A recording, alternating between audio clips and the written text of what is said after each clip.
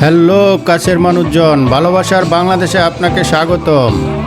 আমি আছি এই মুহূর্তে শ্যামলী টেক্সটাইল ইঞ্জিনিয়ার কলেজের একটি লাইভ কনসার্টে। গান পরিবেশন করছেন সুনামধন্য ব্যান্ড লালনের কর্ণধার সুমি আপু। এর আগে কখনো ওনাকে এত কাছ থেকে দেখার সুযোগ হয়নি। আজকে এত কাছ থেকে দেখে বুঝলাম উনি অনেক সুন্দর ও বড় মনের মানুষ। আমার এবং দর্শকদের সাথে আন্তরিকতাই তার প্রমাণ।